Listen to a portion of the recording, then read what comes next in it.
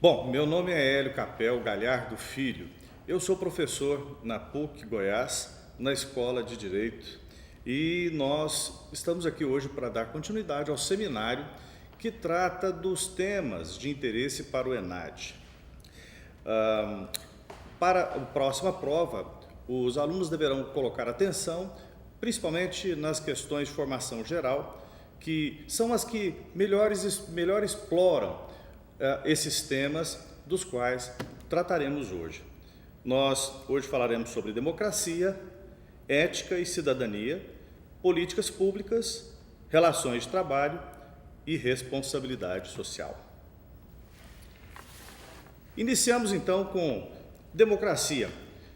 Democracia é uma palavra de origem grega. Ela mistura os vocábulos demos e kratos. Demos significando o povo e kratos no sentido de poder, poder no sentido de governar. Abraham Lincoln já dizia: a democracia é o governo do povo, pelo povo e para o povo. Portanto, democracia é regime de governo criado e que pode ser entendido como um governo do povo ou governo de cidadãos que acompanham e interferem nas decisões políticas. Para se saber se existe democracia em um país, devemos estar atentos a alguns indicadores. Eles existem. São instrumentos ou elementos que estão sempre presentes no regime democrático. O voto. No nosso país, nós votamos elegendo os candidatos que vão nos representar junto ao Estado. Ele não garante em si a democracia. Só o voto, não, porque ele pode ser manipulado. Mas já é um grande indício de presença de democracia. A igualdade de direitos e deveres é outro sinal. Os direitos individuais e direitos coletivos previstos e protegidos por uma Constituição forte é também um sinal de democracia. Liberdade de expressão, liberdade de imprensa, liberdade de associação, estamos falando de sindicalismo, pluralismo político, ou seja, tudo que, direta ou indiretamente, vai permitir a significativa participação popular nos assuntos de governo. A democracia, ela pode ser direta, semidireta ou indireta, também chamada representativa. Na democracia direta, não há representantes do povo. Os cidadãos decidem, pessoal e diretamente, em assembleias, o destino de cada assunto discutido. Esta forma de governo, ela é bem implementada em grupos pequenos. Não é assim que acontece lá no seu condomínio, na sua associação de bairro? As pessoas interferem diretamente na administração do que é coletivo. Mas para grupos com grande volume, onde tem muitas pessoas, a democracia direta torna-se problemática, tendo em vista a dificuldade em coletar a opinião de cada cidadão. A democracia indireta, também chamada de democracia representativa, por ela o povo é representado por um escolhido, para votar por um grupo junto à Assembleia, representando assim a vontade daqueles que o escolheu. A Assembleia existe como no outro exemplo, só que aqui uma pessoa fala por dezenas, centenas, milhares, milhões de pessoas.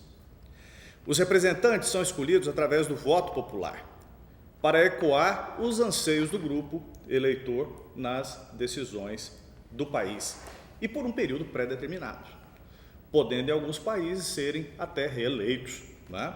Como é no nosso caso. Esta última é a forma mais adotada em países de regime democrático. A delegação de poder proporcionada pela democracia indireta, ela é muito questionada atualmente, pois o cidadão pouco interfere nas ações dos representantes eleitos E muitas vezes esses representantes não dão a devida satisfação ao seu eleitorado. Como não há vigilância por aqueles que os elegeram, a fraqueza do homem acaba fazendo com que se esqueça dos limites, da fronteira entre o que é público e o que é privado. O que nos leva à temática corrupção. A democracia semidireta é outra forma, ela é a união entre as duas formas anteriores. É muito bem vista como saída para enfrentar os desafios que a democracia indireta apresenta. Na democracia semidireta, é possível que haja representantes eleitos pelo povo e, ao mesmo tempo, situações que conclamem a manifestação direta dos populares para opinar e decidir no que é coletivo. Essa forma de regime pode ser encontrada em países como Suíça, em que determinadas localidades adotam ações diretas do povo, que se reúne para traçar os destinos da comunidade. O nosso sistema, em que pese a existência de eleições para a escolha de representantes, também admite formas de participação direta dos cidadãos nos desígnios do país. Nós temos 3 poderosos instrumentos gravados na Constituição para isso: o plebiscito, o referendo e a iniciativa popular. Através do plebiscito, a população decide sobre uma matéria antes que ela se torne projeto de lei, como se deu em 1993 para determinar a forma e o sistema de governo do país. Na ocasião, a população opinou diretamente sobre qual a forma de governo e sobre o sistema de governo que deveriam ser adotados no Brasil: monarquia parlamentar ou república, parlamentarismo ou presidencialismo. A consulta popular foi feita em 1993 e venceram a república e o presidencialismo, como sabemos e vivemos hoje. A propósito, a república, federação, presidencialismo e democracia são, para a Constituição de 1988, respectivamente, a forma de governo, forma de Estado, sistema de governo e regime de governo. Isso é muito explorado em questões do ENAD de formação, conteúdo de formação geral. Pelo referendo, o outro instrumento do qual falávamos, a matéria é apresentada ao povo como proposta legal, ou seja, já como projeto de lei, cabendo à coletividade acatar ou rejeitar a proposta de lei, o texto de lei. Como ocorreu em 2005, quando os eleitores, nós, fomos consultados sobre a proibição da comercialização de armas de fogo e munições. Na ocasião, as opções eram sim, a favor da proibição, ou não, contra a proibição. A maioria do eleitorado, como vocês sabem, optou pelo não. E a iniciativa popular, terceiro instrumento, que não se confunde com a espécie de ação judicial chamada ação popular, tá? A gente não pode confundir. A ação popular, ela é um instrumento processual, é uma ação judicial que nasce por iniciativa popular, mas é uma ação judicial. A iniciativa popular é a deflagração do processo legislativo via reunião das assinaturas pelo eleitorado brasileiro para que seja possível apresentar na Câmara um projeto de lei. Ocorre como um grande abaixo-assinado que deve colher pelo menos 1% das assinaturas de todo o eleitorado nacional, de forma distribuída por pelo menos 5 estados, com não menos do que 0,3% dos eleitores de cada um deles. Tem que ter pelo menos 0,3% de eleitores de cada um desses estados. O exemplo mais famoso da utilização desse instrumento que temos no Brasil foi quando se criou a lei da ficha limpa, que foi fruto de um movimento de combate à corrupção eleitoral. Existem ainda outras formas de participação popular nas decisões administrativas do poder público. O cidadão pode participar dessas ações se envolvendo com os conselhos locais que tratam dos assuntos e também se aproximando dos órgãos da administração, cobrando o trabalho do administrador público. Outra forma é manter fiscalização sobre as ações do governo e contato frequente com ouvidorias, corregedorias nos órgãos públicos. Essa participação do cidadão nas decisões públicas é um verdadeiro ato de cidadania. E por isso que nós temos que conhecer este segundo tema de hoje, a cidadania. O termo cidadania vem do latim civitas e refere-se ao conjunto de direitos e deveres ao qual está sujeito o cidadão no seu relacionamento com a sociedade. Não é? Para Dalmo Dallari, a cidadania expressa um conjunto de direitos que dá à pessoa a possibilidade de participar ativamente da vida e do governo de seu povo. Seu conceito evoluiu e se alargou na história, passando a abarcar um conjunto de parâmetros sociais cada vez mais complexo. Assim é que a cidadania pode ser dividida em duas categorias: a cidadania formal e a substantiva. Essa diferenciação ela é importante para que a gente não confunda os termos ao pensar e falar sobre cidadania. A cidadania formal, ela se refere à nacionalidade do indivíduo e ao fato de ele pertencer a uma determinada nação. A cidadania substantiva, diferente, está relacionada com os direitos sociais, políticos e civis. Esta nos interessa mais para o tema desse seminário, do tema de hoje. Expressa um conjunto de direitos que dá ao cidadão possibilidade de participar ativamente da vida e do governo de seu povo. A cidadania, em sua dimensão política, é uma construção coletiva, onde cada um deve cumprir seus deveres perante a comunidade, perante o Estado, além de contribuir para que todos possam cumprir as suas obrigações e seus deveres. Assim se constrói uma comunidade forte e com consciência política. Quando esses valores se incorporam à cultura de um povo, eles se tornam patrimônio coletivo.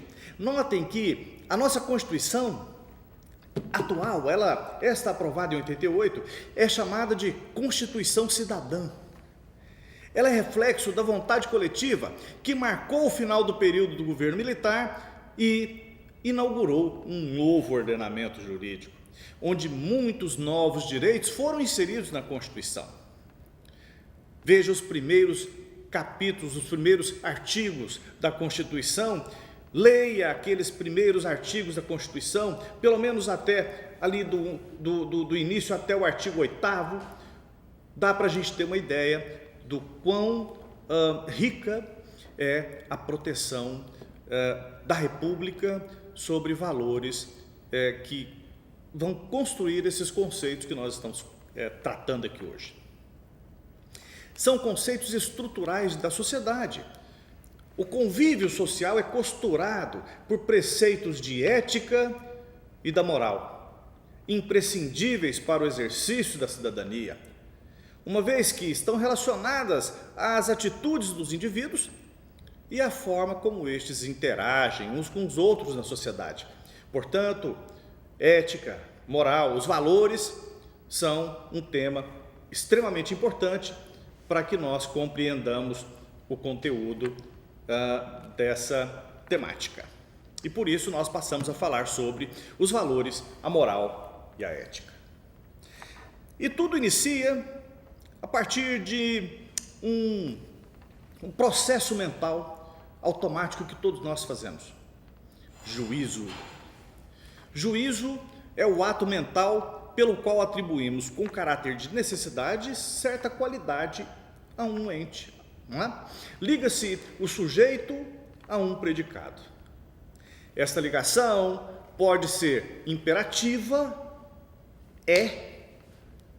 seria o juízo de realidade, ou então indicativa, deve ser juízo de valor.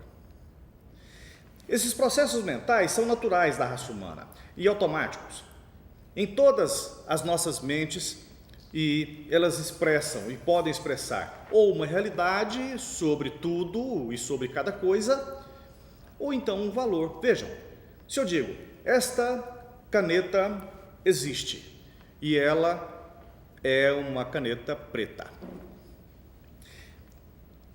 eu estou expressando um juízo de realidade. Agora, se eu digo, esta moça é linda, ou dias chuvosos são ótimos para se ficar na cama, aí eu já estou expressando a minha subjetividade. Eu estou colocando o que para mim é valioso ou desvalioso ao adjetivar o objeto. Eu estou fazendo um juízo de valor. Então, para que nós compreendamos o que seja valor, precisamos compreender o juízo. Então, o juízo de realidade é aquele que se faz sobre a natureza real da coisa. A prata é um metal. E o juízo de valor é o processo pelo qual imprimimos mentalmente ao objeto adjetivos e apreços relativos ao nosso estado de atração ou repulsa. Se eu digo, este colar de prata é maravilhoso, estou tratando do mesmo metal, mas agora sob parâmetros positivos e subjetivos para os meus valores. Cada um de nós tem uma hierarquia de valores individualmente. Cada um de nós tem a sua própria hierarquia de valores. A união desses valores individuais nós chamamos de moral. A moral, ela é, portanto, sempre iniciada no indivíduo. A moral é esse conjunto, esse arcabouço de valores que direciona os nossos passos, direciona as nossas condutas. A moral, portanto, sempre começa como um arcabouço de valores individual, sempre parte do indivíduo.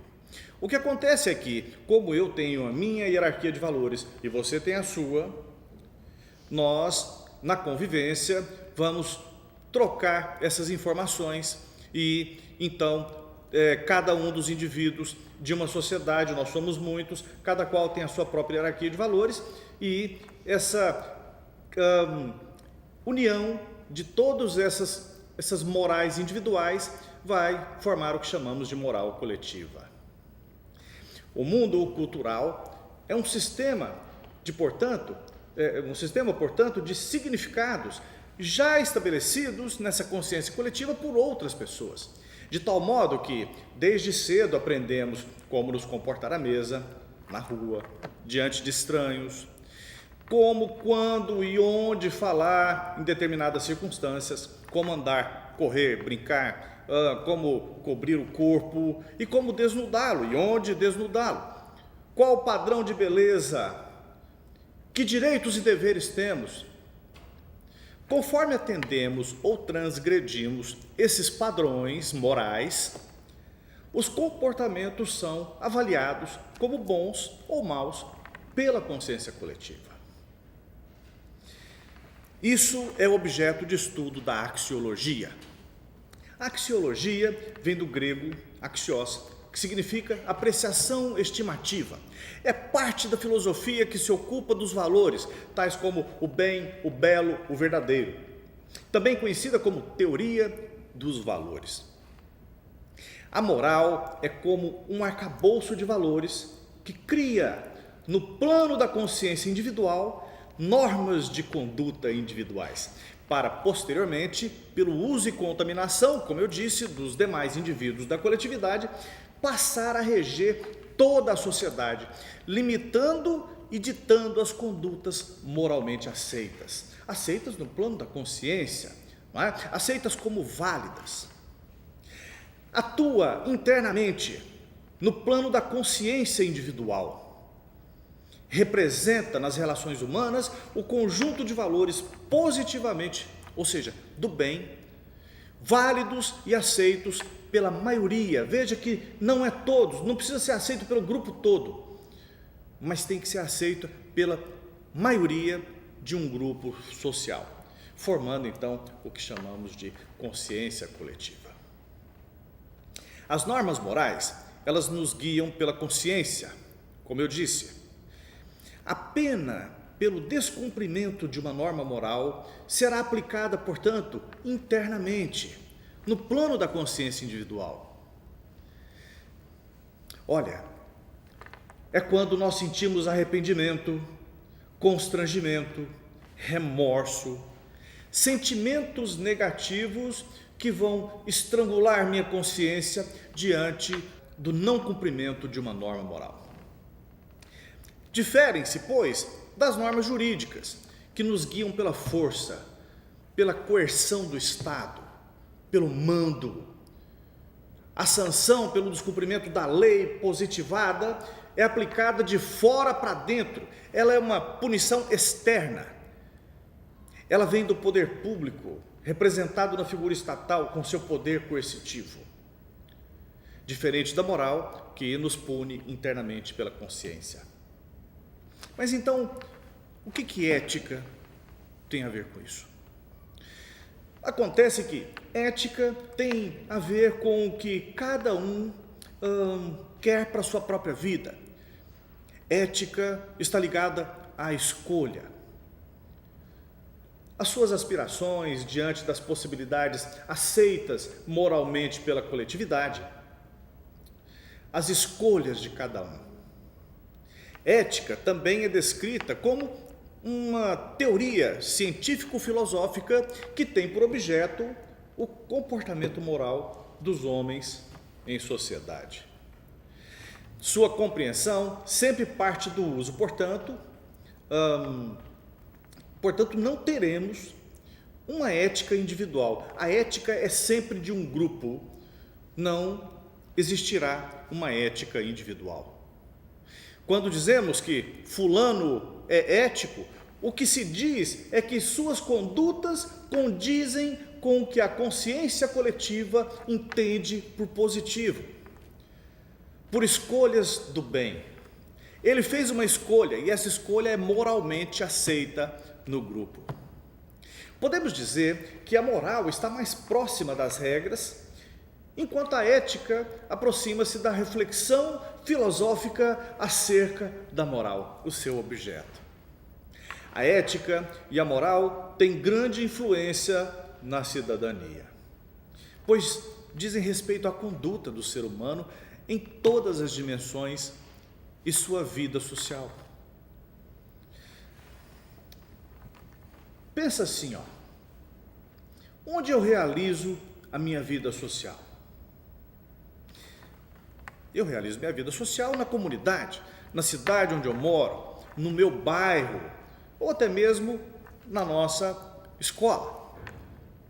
Só que temos aí um pequeno detalhe: para conviver nessa comunidade, você vai ter que respeitar algumas regras criadas pela própria comunidade. São essas normas que definem a sociedade que queremos.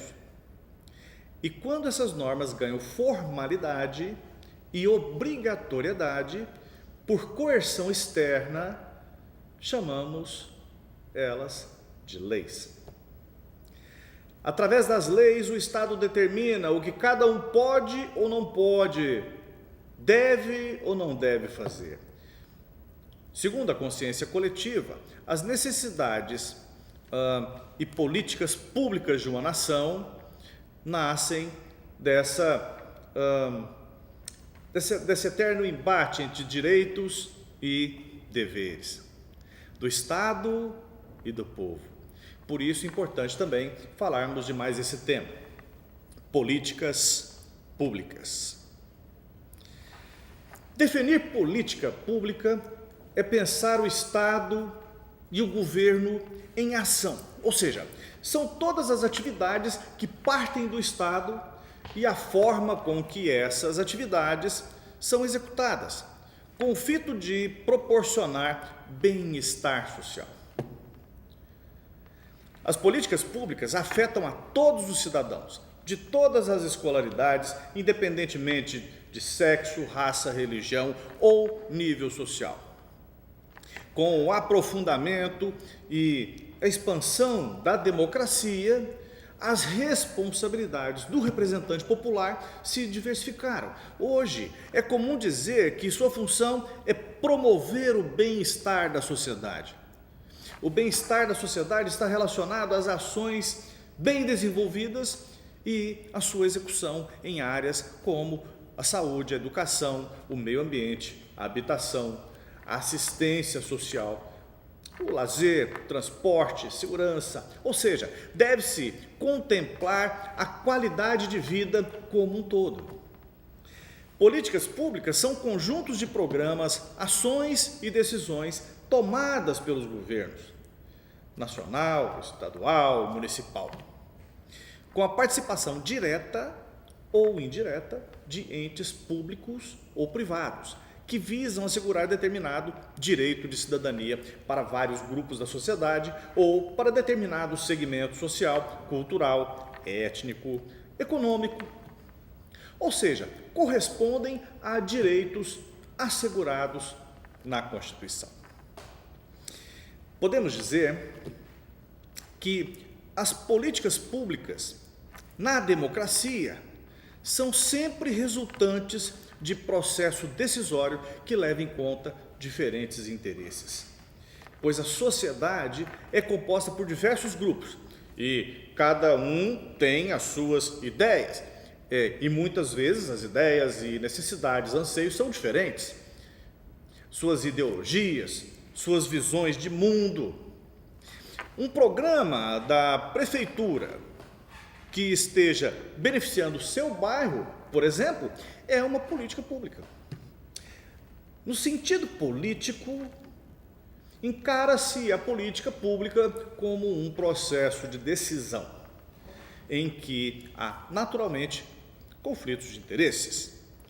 Através das políticas públicas, o governo decide o que fazer ou não fazer. O segundo sentido se dá do ponto de vista administrativo. É outro sentido para a expressão políticas públicas. Aqui, as políticas públicas são um conjunto de projetos, programas e atividades realizadas pelo governo. Uma política pública pode tanto ser parte de uma política de Estado ou uma política de governo. Vale a pena entender essa diferença. Uma política de Estado é toda política que, independentemente do governo ou do governante, ela tem que ser realizada, porque ela é amparada pela Constituição, independe de quem governa. Já uma política de governo pode depender da alternância de poder. Cada governo tem seus projetos, que por sua vez se transformam em políticas públicas. Vejamos alguns exemplos dessa distinção. É muito comum ouvirmos dizer que a política externa do país deve ser uma política de Estado. Ou seja, a política externa, uma política orientada por ideais que transcendem governos e a vontade de quem governa, e que se mantém por longo prazo. Ela é demanda direta da Constituição. Agora, políticas públicas eficientes, que têm continuidade de um governo para o outro, podem se transformar, sim, em políticas de Estado. E uma dessas políticas tem a ver com a forma com que o governo trata as relações no trabalho. Veja que no período que nós estamos vivendo agora, estamos votando aí a nossa uma lei, né, uma reforma nas normas trabalhistas, e isso afeta a todos nós diretamente. Eu apostaria que no próximo ENAD, na próxima prova, nas questões de formação geral, com certeza terá alguma questão que trate dessa reforma trabalhista. Então, atenção à reforma trabalhista, à reforma previdenciária, etc. Vamos falar um pouco das relações de trabalho, portanto. Nossa nação está repensando agora, essas bases, as bases desse conceito. Portanto, cabe entender um pouco mais sobre relações de trabalho.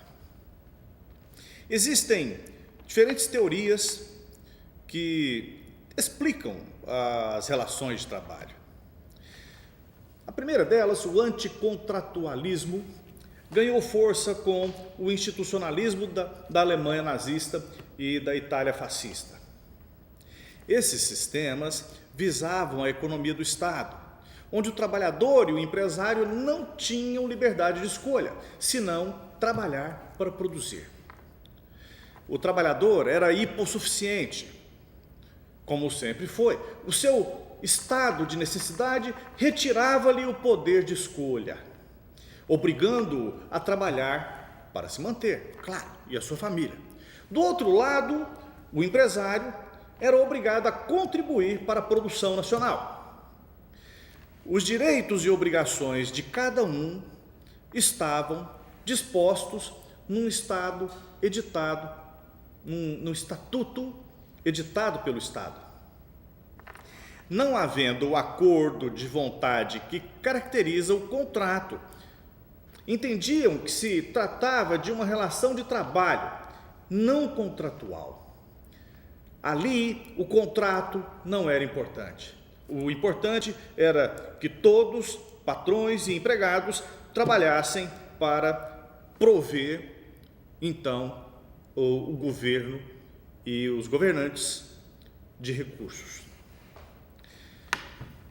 Em oposição a esta corrente, havia o contratualismo intervencionista, que apesar de verem a hipossuficiência do trabalhador e de estabelecer garantias legais mínimas, que não poderiam ser renunciadas, claro, permitiam que outros direitos fossem negociados segundo a vontade das partes. O trabalhador era protegido por garantias mínimas, conservando o poder de escolha para quem, onde e de que forma trabalhar. Além de poder negociar direitos sobrevenientes à garantia mínima. Esta corrente de pensadores via na relação de trabalho, portanto, diferentemente do anticontratualismo, eles viam uma relação contratual. A importância de se estabelecer os exatos limites. Relação de trabalho, portanto, é gênero que congrega diversas espécies de trabalho. Trabalho contratual e trabalho não contratual. Remunerado e não remunerado. A expressão relação de trabalho representa portanto, um gênero do qual a relação de emprego é só uma das espécies. Podemos dizer que o gênero relação de trabalho engloba, além da relação de emprego, outras formas de prestação, realização de trabalho, como, por exemplo, o trabalho voluntário, que é trabalho, mas não é uma relação de emprego. E muitas vezes nem mesmo contrato tem. O trabalho autônomo, o portuário, avulso, o trabalho eventual, o trabalho institucional, o trabalho realizado pelo estagiário. Então vejam que são diversas espécies. Agora, como dissemos, o trabalho ele é um gênero do qual participa a espécie emprego. E nas relações de trabalho que nos interessa para esta reforma trabalhista, nós temos que considerar esta espécie em especial, o emprego. E para configurar uma relação de emprego, nós temos previstos na CLT, na Consolidação das Leis do Trabalho, 4 requisitos que devem estar todos presentes na relação. Caso falte um só deles, poderá ser qualquer uma das espécies de trabalho que dissemos, menos emprego. E esses requisitos são pessoalidade, ou seja, o trabalho deve ser prestado de forma personalíssima. O trabalho deve ser prestado em função da pessoa. Um empregador não escolhe um trabalhador se não for por seus dons, suas qualidades. Então, pessoalidade é isso. Além da pessoalidade, habitualidade. O trabalho deve ser prestado de forma habitual para configurar emprego, para configurar vínculo de emprego. Significa dizer, ele não deve ser eventual, ele deve ser contínuo. Terceiro requisito, subordinação. Subordinação aqui não no sentido só de eu mando e você obedece, não, mas de interferência. Ou seja, cria-se uma dependência de uma das partes, o empregado, que depende da orientação, do comando, das diretrizes e da forma dos recursos que o empregador lhe dará para concluir então o trabalho. Subordinação envolve muito mais do que a determinação, o mando, o poder de mando, mas sim interferência na autonomia de trabalho do empregado. E por último, o salário é o último dos requisitos. Então, se faltar qualquer um desses itens, pessoalidade, não eventualidade, subordinação e salário, não estaremos falando de uma relação de emprego. Pois bem, então, na relação de emprego, nós teremos de um lado o empregador e do outro lado o empregado. Os direitos do empregado estão previstos a começar da Constituição. O artigo 7º e coletivamente o artigo 8º tratam dos direitos fundamentais, são cláusulas pétreas que não podem ser alteradas e que não estão sendo feridas por esta reforma trabalhista que se vota agora no Congresso Nacional. Os direitos dos empregados devem ser respeitados e o empregador deve ter esse cuidado, porque ele tem a obrigação de estar sempre atento para não ferir nenhum desses direitos. Faz parte de uma das ações de responsabilidade do empregador. O empregador, por seu turno, gerador de empregos, gerador de divisas, enfim, riqueza para o país. Claro, dependente da mão de obra de quem realmente realiza na ação o trabalho, que é o empregado. Juntos, eles têm a responsabilidade de prover o Estado dos meios mínimos para nos garantir as políticas públicas das quais falávamos no item anterior. E, por ser essa responsabilidade tão importante, falaremos agora um pouco sobre a responsabilidade social que cada um de nós, inclusive ali nas relações de trabalho, temos junto uns aos outros, né? Ou para com o outro e para com a coletividade. Muito bem. Responsabilidade social. As manifestações sociais ao redor do mundo, ainda que estritamente relacionadas às questões locais ou aos sistemas político e religioso, demonstram a preocupação com o aspecto social. Seja sob um enfoque comunitário, seja pelo papel da responsabilidade social no mundo moderno. No ordenamento jurídico brasileiro, o princípio da socialidade, que põe em evidência a função social da propriedade, do contrato e etc., tem base na nossa Constituição Federal. Ao estabelecer os valores que fundamentam o Estado democrático de direito, a Constituição Federal deixa claro que a dignidade da pessoa humana e os valores sociais do trabalho e da livre iniciativa são o alicerce do ordenamento jurídico e cujos objetivos são a construção de uma sociedade livre, justa, solidária, a redução das desigualdades sociais, a promoção do bem de todos, conforme pode se verificar depois da leitura daqueles artigos que eu lhes disse agora há pouco, os primeiros artigos da Constituição. Aqueles inseridos ali no título 1, que trata dos princípios fundamentais. Ao cuidar dos direitos e deveres individuais e coletivos, lá no capítulo 1 do título 2 dos direitos e garantias fundamentais, a Constituição expressamente garantiu o direito, por exemplo, de propriedade, mas condicionou logo em seguida à propriedade o atendimento de sua função social. A redação do referido artigo é o artigo 5º, depois podem checar lá o artigo 5º, os incisos 22 e 23, o inciso 22 garantindo a todos o direito de propriedade e o 23 ceifando com essa obrigação. Você tem direito de propriedade sim, mas desde que a propriedade cumpra a sua função social.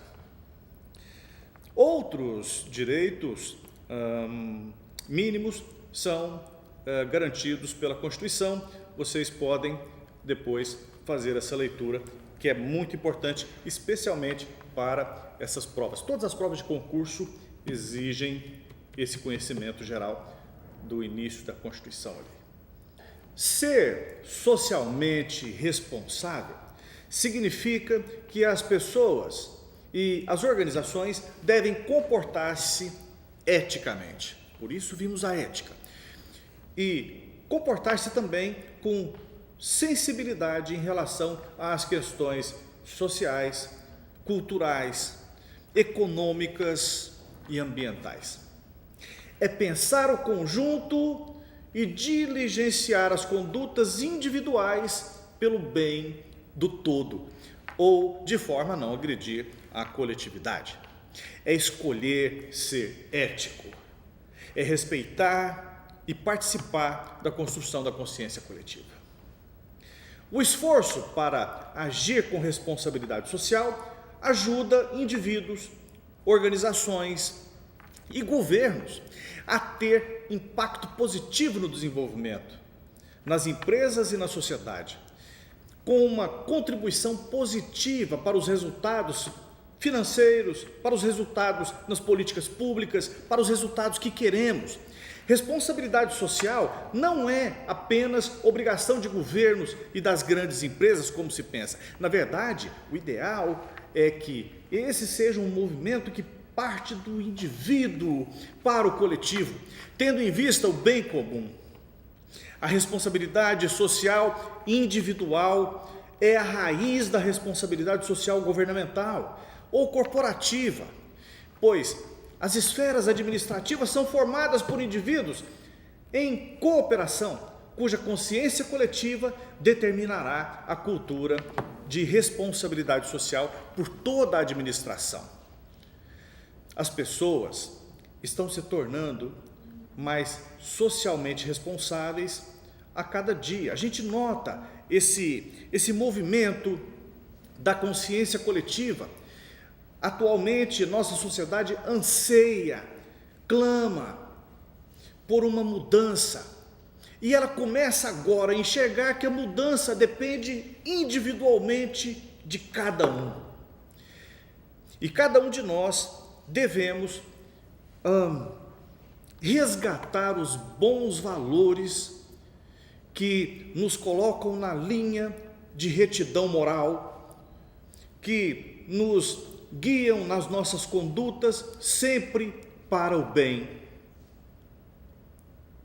Notem que as grandes corporações, as empresas, elas notaram isso e começaram a aplicar essa estratégia como técnica de marketing.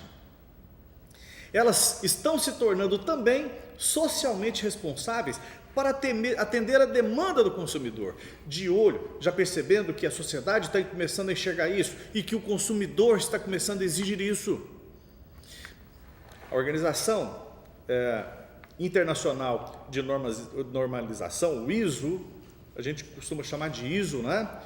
Como é conhecida essa sigla em inglês, as normas ali de qualidade afirmam o seguinte: na esteira da crescente globalização, nós nos tornamos cada vez mais conscientes, não só com o que compramos, mas também com a forma como os produtos e serviços comprados são produzidos. Produção prejudicial ao ambiente, ao trabalho infantil, que explore o trabalho infantil, trabalho escravo, ambientes de trabalho perigosos e outras condições desumanas são exemplos de questões que estão sendo agora percebidas e trazidos à tona da consciência coletiva. Todas as empresas e organizações que visam credibilidade e rentabilidade em longo prazo estão começando a perceber que devem agir em conformidade com as normas do certo e errado, prestando atenção na consciência coletiva. Indivíduos socialmente responsáveis estão exigindo que empresas e organizações se tornem mais socialmente responsáveis. A responsabilidade social individual inclui o engajamento de cada pessoa em relação à comunidade onde vive, o que pode ser expresso como um interesse para o que está acontecendo na comunidade, bem como na participação ativa na resolução de alguns problemas locais. Como comunidade, entendemos a vila, a pequena cidade, ou um complexo residencial, um condomínio, uma cidade grande, onde cada um de nós vive. Cada comunidade vive sua própria vida, que passa por um processo de desenvolvimento o tempo todo. E cada um de nós poderia tomar parte no desenvolvimento de diferentes maneiras. Por exemplo, participando de limpeza de rua, da rua em que vive, fazendo parte de uma organização, por exemplo, de um evento do bairro, relacionando-se com a história da cidade ou da vila, ou pela prestação de serviços sociais para crianças sem pais ou para idosos. A responsabilidade social individual também pode ser expressa mesmo com doações significativas para causas sociais, culturais ou ecológicas. Há muitas maneiras de doar, como, por exemplo, doação de bens ou dinheiro através de uma conta bancária, ou hoje até a gente faz isso online, não é? A responsabilidade social, ela está também inserida nesse campo, mas não como muitos pensam, responsabilidade social não é donativo, não é filantropia tão somente. Não. Aliás, se pensarmos bem, existe mesmo até uma responsabilidade social negativa, quando se abstém de agir, quando nós nos omitimos, quando nos colocamos em posição de resistência. Mas, claro, ela, na grande maioria, ela é positiva. Quando há ação de uma postura proativa. Ser socialmente responsável não só requer a participação em atividades socialmente responsáveis, como esses trabalhos todos que falamos: reciclagem, voluntariado, orientação, enfim, para torná-lo realmente um estilo de vida, nós devemos abraçar e estar sempre praticando no dia a dia essas ações. Somente através do compromisso com a responsabilidade social e em seu sistema de valor e crença pessoal, você pode realmente se tornar socialmente responsável realmente responsável, né, socialmente responsável em tudo o que faz. Então, nós podemos começar com esses serviços voluntários e essas ações das quais dizemos. Há também a possibilidade de consumir produtos ou serviços socialmente responsáveis. Se você pode escolher entre 2 produtos e um deles apoia uma boa causa ou foi produzido de forma mais ética, então este produto é o melhor para ser consumido.